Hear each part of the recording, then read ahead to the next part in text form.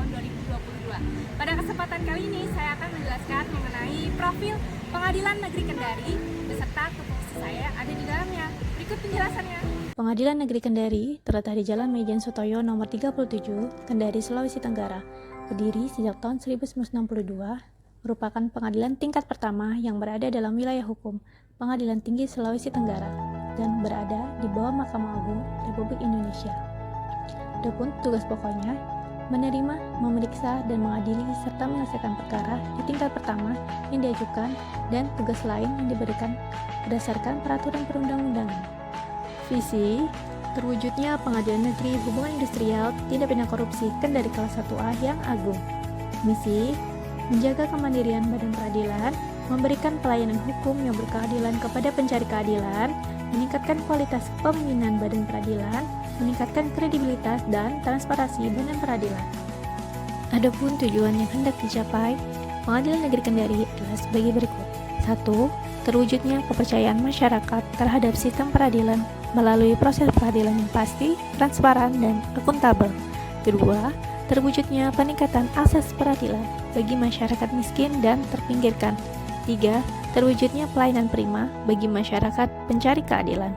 Berikut adalah struktur organisasi yang ada di Pengadilan Negeri Kendari, yaitu Ketua sebagai pengawas yang dibantu oleh Wakil Ketua Pengadilan, kemudian Ketua menunjuk Hakim sebagai juru bicara pengadilan, dan sebagai pelaksana administrasi, Ketua menyerahkannya kepada Panitera Pengadilan. Nah, kepaniteraan sendiri terdiri dari 4 subbagian, yaitu Panitera Muda Perdata, Pidana, Hukum, dan khusus tindak pidana korupsi maupun hubungan industrial. Sedangkan kesekretariatan sendiri mempunyai tugas melaksanakan pemberian dukungan di bidang administrasi, organisasi, keuangan, sumber daya manusia, serta saran dan prasarana di lingkungan pengadilan. Terdiri dari 3 subbidang, yaitu umum dan keuangan, kepegawaian, organisasi dan tata laksana, dan perencanaan teknologi informasi dan pelaporan. Di subbagian perencanaan teknologi informasi dan pelaporan inilah tempat saya bertugas. Nah, disinilah tempat saya ditempatkan, yaitu di ruang perencanaan teknologi informasi dan pelaporan. Adapun saya menjabat sebagai staf analis perencanaan evaluasi dan pelaporan. Tugas saya yaitu melaksanakan penyempurnaan pelaksanaan program dan anggaran, pengelolaan dan statistik, serta pelaksanaan pemantauan evaluasi serta pelaporan.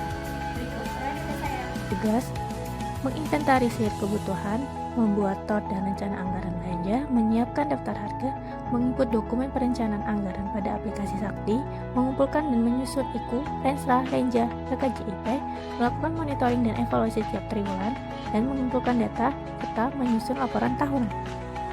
Layanan yang diberikan membantu untuk penyiapan dan penyusunan perencanaan, melakukan penyiapan bahan monitoring, evaluasi, dan pelaporan, serta membantu Kasubag dalam melaksanakan pengembangan sistem dan teknologi agar pengelolaan subbidang berjalan terencana, terukur, terdata, dan tertib. Dan layanan yang harus dicapai, keberhasilan dan kebenaran pelaksanaan tupoksi, terwujudnya pelayanan prima, kelancaran dalam pelaksanaan kegiatan, keberlangsungan program kerja kegiatan, kesinambungan pembinaan oleh atasan, terwujudnya koordinasi antar stakeholder, kebenaran laporan dari bawahan kepada atasan. Adapun keterkaitan tugas dengan pencapaian tujuan instansi, yaitu sebagai supporting unit khususnya dalam pemberian dukungan dan penyediaan di bidang pelaksanaan perencanaan berupa anggaran atau program kerja, teknologi informasi berupa pengelolaan website dan media sosial, dan pelaporan berupa evaluasi terkait capaian kinerja guna mewujudkan pelayanan prima bagi masyarakat pencari keadilan. Berikut ulasan tentang apa yang sebaiknya saya lakukan untuk memastikan kinerja